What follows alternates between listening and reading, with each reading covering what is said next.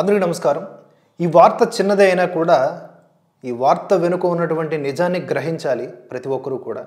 ఖమ్మంలో జరిగినటువంటి దారుణ ఘటన. హిందూ దేవీ దేవతలను సాతాన్లు అని తిట్టడం కరెక్ట్ కాదని ప్రశ్నించాడు. దానికి గాను ఒక క్రిస్టియన్ పాస్టర్ అలాగే తన 30 మంది అనుచరులు కలిసి ఒక వ్యక్తిపై అమానుష దాడికి పాల్పడ్డారు. దారుణమైనటువంటి గాయాలు చేశారు. ఆల్మోస్ట్ ప్రాణం పోయే పరిస్థితి వచ్చింది. వివరాల్లోకి వెళ్తే ఖమ్మంకు చెందినటువంటి దాసరి శ్రీకాంత్ బాధితుడు. ఇతను మాజీ సోల్జర్ అంట. ఇతని ఇంటి ఎదురుగా సెమీ క్రిస్మస్ వేడుకలు జరుగుతూ ఉన్నాయి. ఈ వేడుకలకు సదరు పాస్టర్ హాజరయ్యారు. వివరాలు ఇంకా తెలియట్లేదు. ఆ పాస్టర్ ఎవరు, పేర్లు అవన్నీ తెలియట్లే.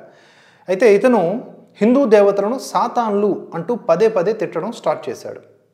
హిందూ దేవతలను తిట్టడం తట్టుకోలేకపోయినటువంటి శ్రీకాంత్ ఇది కరెక్ట్ కాదని వారిని ప్రశ్నించాడు.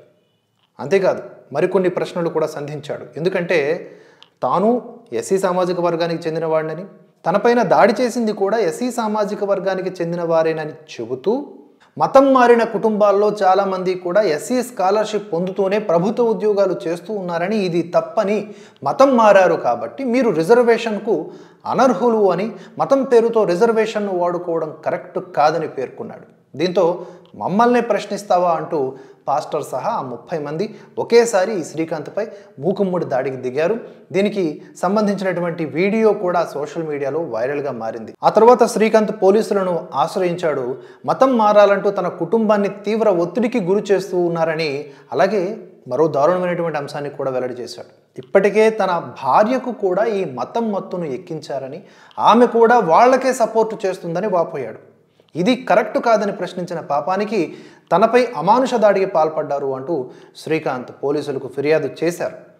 దీని తర్వాత ఏం జరిగింది అన్న వివరాలు ఇంకా మనకు చేరలేదు. కానీ ఆయన రిలీజ్ చేసినటువంటి వీడియో ద్వారా అందుతున్న సమాచారం అయితే ఇది. ఏదైతే లాస్ట్లో చెప్పానో, ఇంటిలో ఉన్నటువంటి బంధుత్వాల్ని బంధాల్ని కూడా విడగొట్టేటటువంటి దిశగా ప్రేరేపితము చేసేటటువంటి ఏ మతమైనా లేదా మత బోధకులైనా కూడా మనం హర్షించదగ్గ విషయానికి సంబంధించిన వాళ్ళు కారు. వాళ్ళు ఎట్టి పరిస్థితుల్లో మతం పేరు చెప్పుకొని కుటుంబాల మధ్య, రాష్ట్రాల మధ్య, ప్రాంతాల మధ్య గోడలు కట్టేవాళ్ళు. కేవలం వారికి రావలసినటువంటి రాబడిని గ్రహించుకోవడం కోసం ఇలాంటి మార్గాల్ని ఎంచుకుంటున్న వాళ్ళు భయపెట్టో లేకపోతే హిందూ మతాన్ని దూషించో అందరినీ కూడా ఒక జట్టున కట్టి వాళ్ళ ద్వారా వాళ్ళ రక్తపు మాంసాల్ని తీసుకుంటూ ఉంటారు. వాళ్ళ కష్టాన్ని దోచుకుంటూ ఉంటారు.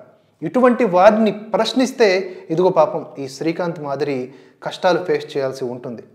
తన వాళ్లే తనపైన దాడి చేసే పరిస్థితికి వచ్చేసింది సిచ్యువేషన్. ఇలాంటి వార్తలు మనం చాలా చూసాం. మన చుట్టూతా జరుగుతున్నటువంటి విషయాలే. ఏ మతం అయితే ఇంకో మతాన్ని దూషించి మనుగడ సాగిస్తూ ఉందో అది ఎప్పటికీ శాశ్వతముగా నిలబడేది కాదు. అది కాలగర్భంలో కలిసిపోవాల్సిందే.